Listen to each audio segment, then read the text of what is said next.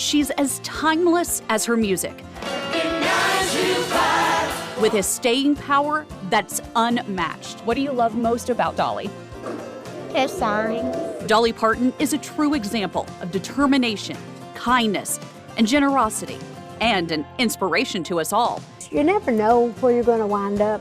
You can dream it, but people don't always get it. But I'm one of those fortunate people that I have been able to see my dreams come true. She's sitting down with us again, this time talking about one of her biggest passions, her newest venture in life, and if she could go back and change anything, would she? If the Dolly sitting here before me now could go back and stand in front of that little girl growing up in Locust Ridge all those years ago with all these big dreams, what would she say to her? I'd say it's worth it. Our special, Catching Up with Dolly, begins now. Hi everyone, I'm Taylor Eaton, and I'm so glad to have you joining me for this special, Catching Up with Dolly. You all may remember 2 years ago when I first got the chance to interview Dolly. We talked then about life, her legacy, and her work to promote literacy among children. Another title that you love dearly is being known as the Book Lady. Imagination Library, hard to believe we're almost at 200 million books that have touched children's lives. What do you think your dad would say today to You know what? My dad was so proud even before it even got to there. He got to see it doing really good up here and to when it went all over Tennessee. He died shortly, after that. But I think he just, I just think he just want to hug me, as his little girl. And also for the fact that this has meant so much to so many people. And I did it for him. Now we're continuing the conversation because a lot has happened in the past 2 years of her life. She's trying something new, stepping into rock and roll, and she's still writing music, telling me that she does some of her best writing while we're all still asleep. I'm one of those serious writers, and I'm often up early in the morning, so I do some of my most serious and good writing in what I call the wee hours, 3 o'clock. She's also releasing a cookbook, giving us a glimpse into her kitchen, and we'll talk more about that coming up in our full interview. But speaking of songwriting, that's the big theme of the I Will Always Love You Music Festival. It's happening at her beloved theme park, Dollywood, this season. And one of the shows that's a part of that is called Trio Again, featuring 3 Times a Lady. And I talked with the group about what it means to be performing songs from 3 of the greatest women in country music: Dolly Parton, Emmylou Harris, and Linda Ronstadt.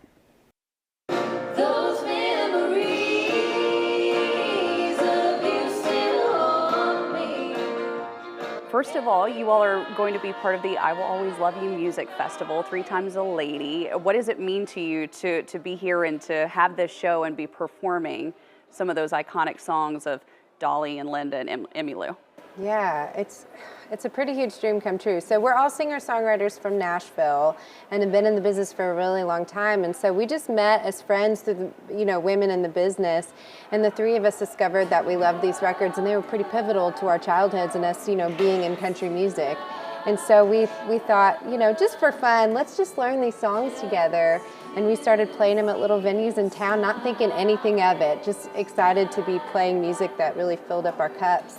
So the fact that we're here as a result of just doing something that was fun to us is pretty insane. And our story together is actually kind of like similar and parallels the original trio because of what they were and what they did, so it's kind of cool. We all grew up on these records. Yeah. My papa's favorite singer was Emmylou Harris, so now I'm singing Emmylou Harris's part. And I want so much to get out. And I think it's just the coolest thing in the world to be singing these records here at Dollywood when she recorded them with Emmylou and Linda, and these were our favorite records all growing up. So we've known these songs since as long as I can remember.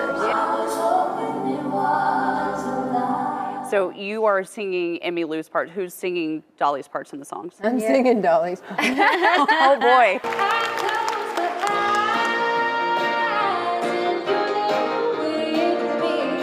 I'm a huge fan of Dolly, in general, as we all are, and her songwriting and everything that she did on those trio records, all the parts that, we've geeked out about it. Like, you should see the first binder that we made. We color-coded everything, because their harmonies are very specific, and they come in and out in certain lines at very unique times. It's very artistic records.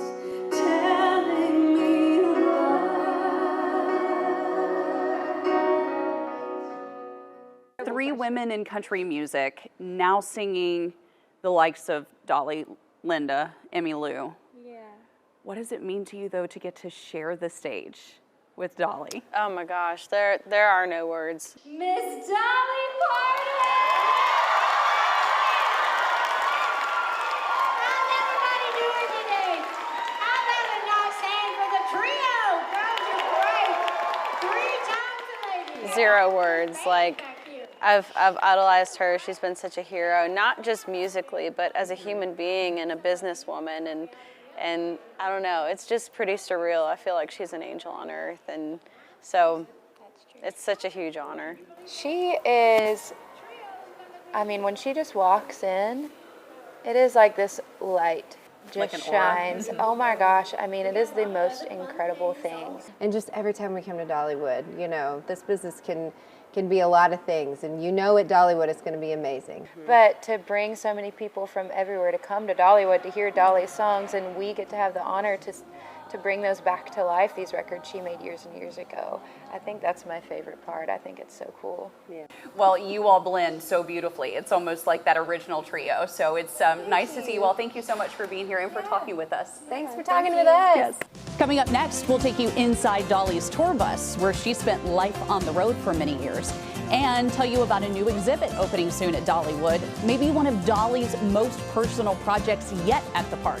And you'll find out why when Catching Up with Dolly returns.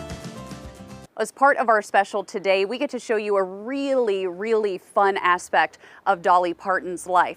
Her tour bus that she was on for so many years, traveling around the country, living life on the road.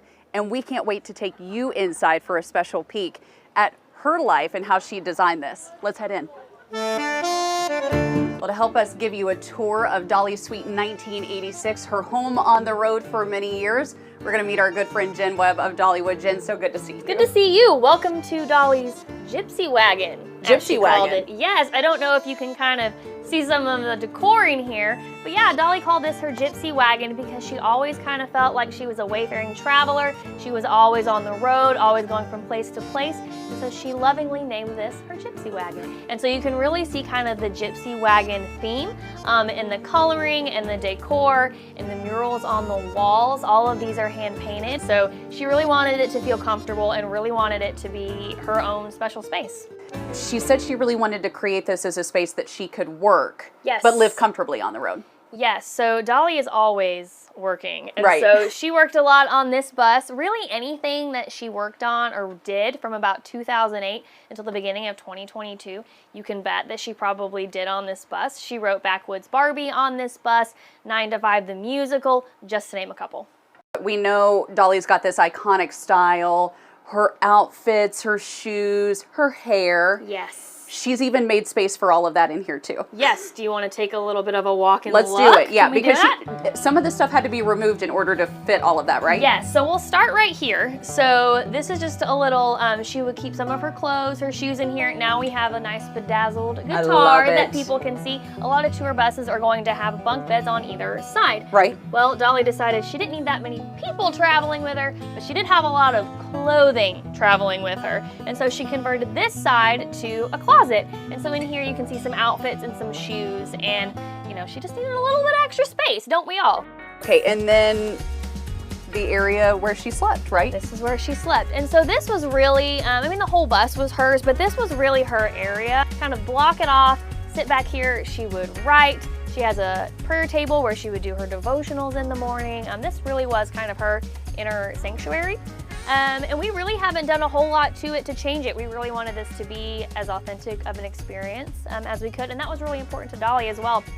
So even the carpet, this is the original carpet. You Wow. can see a little hole here. I like to think it was probably one of her heels that did that. That's what it looks like. Of course, she had to have a cabinet for her hair, and then she had a mini fridge and a microwave just so she could really kind of stay back and hang out here if she wanted to. Jen, thank you so much for giving us a tour. Thank you.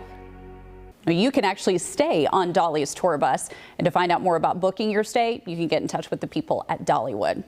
Well, now to a new exhibit at Dollywood about Dolly Parton's life. It's a brand new project and maybe the most personal for Dolly yet. It's called the Dolly Parton Experience. The Chasing Rainbows area of the theme park being revamped for all of this. There will be 3 sections. Songteller, well, we'll learn more about Dolly's life story. Precious Memories, where we'll find out more about her family and her faith. And Behind the Scenes, which goes along with her book, where we, in a sense, go through Dolly's closet and find out more about her iconic look. It's been a labor of love for sure, and just to know that we're able to tell her stories. These are not our stories, these are hers, and she absolutely has had a hand in the whole of it. And we really started in her origin, in the roots and dreams, and moved to the road to Nashville. And then we talk about her in Hollywood and on television. And then we cover Dolly as a music icon and really understanding all of the superlatives that she has accomplished in her life and all of the good that she's delivered. And all of this is expected to open sometime in May. Well, it is about that time when Catching Up with Dolly returns. We're doing just that, Catching Up with Dolly.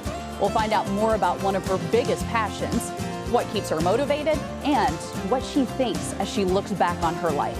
My sit-down interview with the one and only Dolly Parton is right after this. Welcome back, everyone. You know, I think Dolly Parton is endeared around the world for a lot of reasons, whether it's her ability to tell a story through song, her humility despite major success, or her unwavering generosity. Her legacy is one that will last for generations to come. And she's got this kind of larger-than-life personality. But when you sit down with her, she has a way of making you feel at ease and at home. And I think you'll see why. As I sit down with her to talk about what's new in her life, stepping out of her comfort zone and trying something new, and what she thinks as she looks back on all of her accomplishments. It's time for us to catch up with Dolly. Well, Dolly, it is a pleasure to get to sit down with you again. It's been a while since we got to talk, and we're glad to catch up with you. No surprise, you've been busy, but here we are, 39 years of Dollywood. Lots of new projects this year, too. I know, we got a lot of things going on, but I can't believe it's been 39 years. It just seems like just a few years back.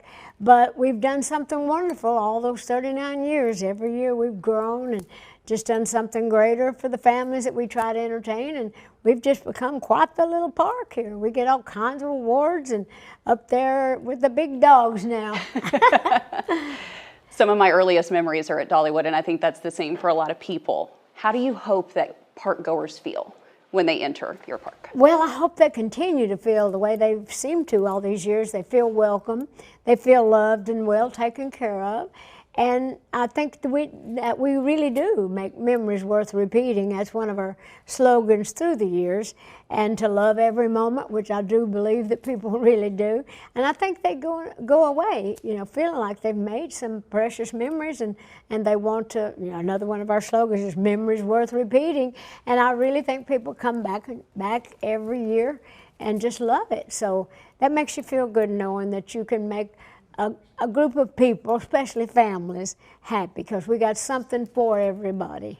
I know you love to make people happy. I do. So you do that every single day. You've got a big music festival going on as part of this, and I know songwriting is something that comes to you naturally. I'm going to throw out a random scenario to you. If you're at home and you're going to bed, and all of a sudden a lyric comes to your mind, what do you have some memory bank that you store it in? No, or do you jump up and write it down? If I ain't in bed yet and the memory comes, I just don't go to bed then. I'll go write that song because I'm not about to lose something.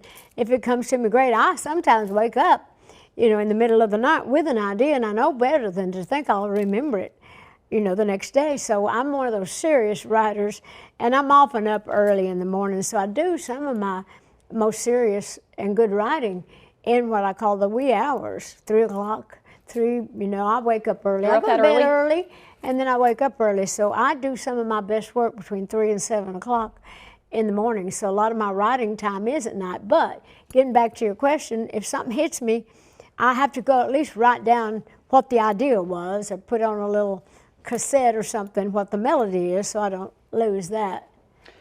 You're a rock star now. I'm wondering, was writing for rock and roll different than it is country music? Is that a little more challenging? It was a little bit. I actually depended a lot on Kent Wells, my musical director of 30 plus years. He's a great guitar player, but he's also loves rock and roll. So when we got ready to write, you know, a lot of the new stuff, I was checking with him, and then we wrote some things together.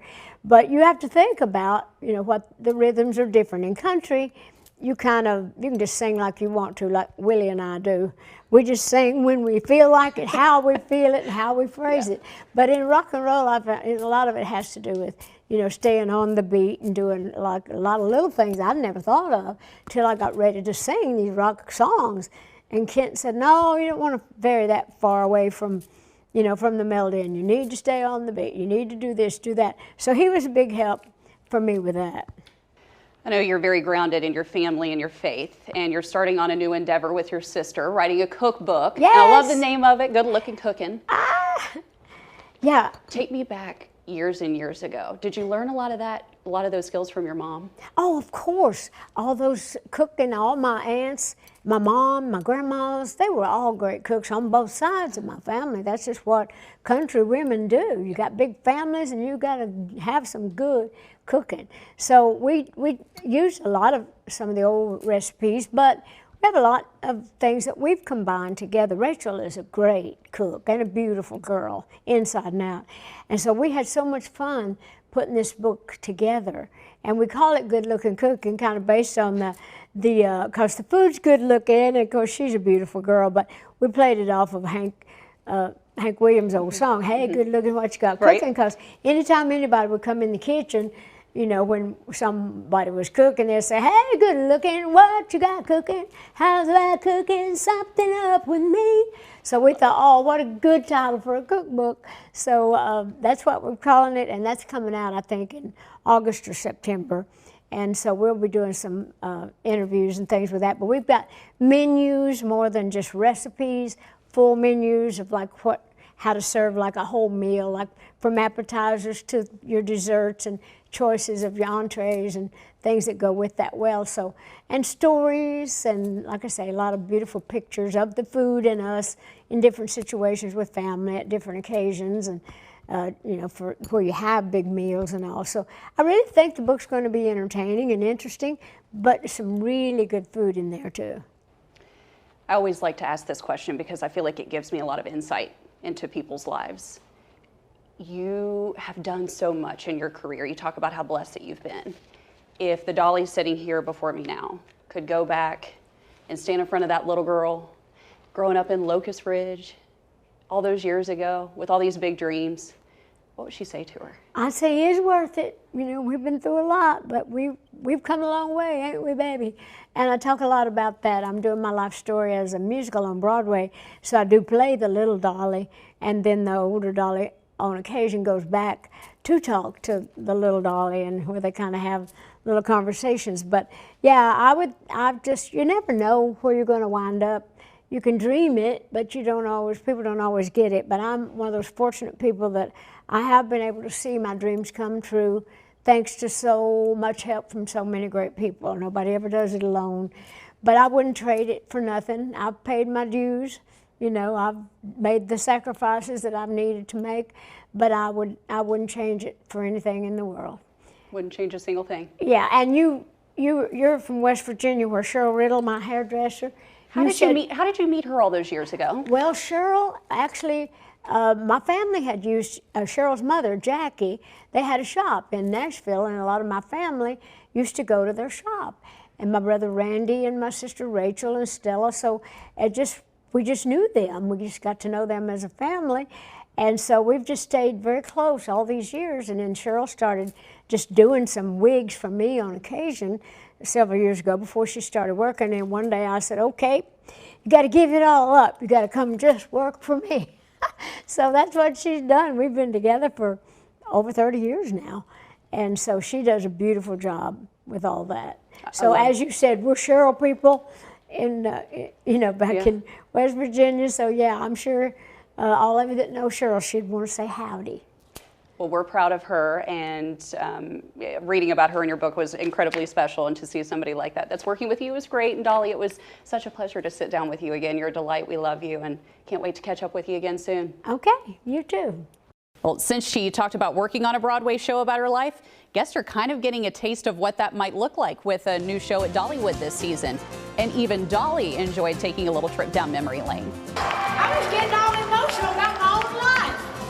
You'll all be singing along with From the Heart, the life and music of Dolly Parton, when we come back.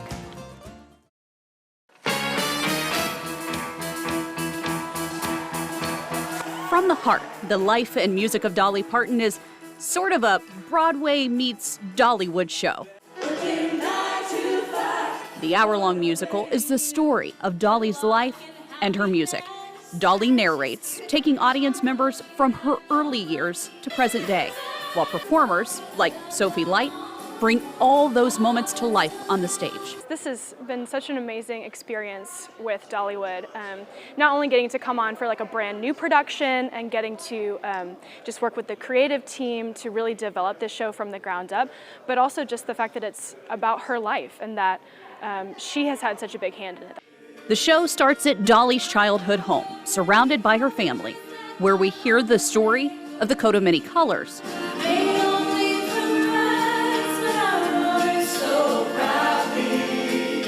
And see her Uncle Bill become an instrumental part of jumpstarting her path to fame. It's puppy love. It's puppy love. We later see her first performance as a teenager on the Grand Ole Opry stage.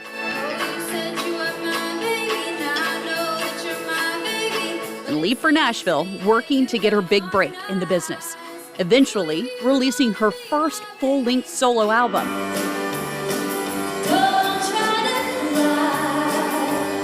And catching the attention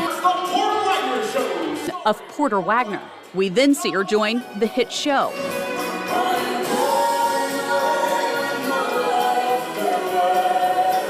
But ultimately, part ways to pursue her solo career.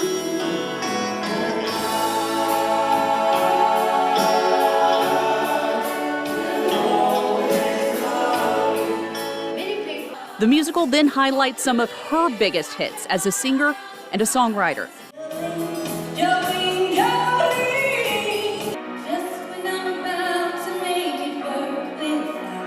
And some of her biggest collaborations over the years.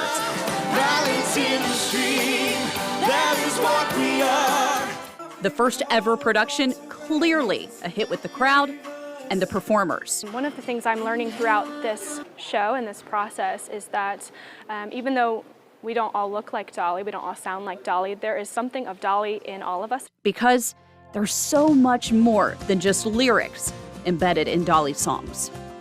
But it's clear to see in all of this, Dolly, one of the purest forms of authenticity.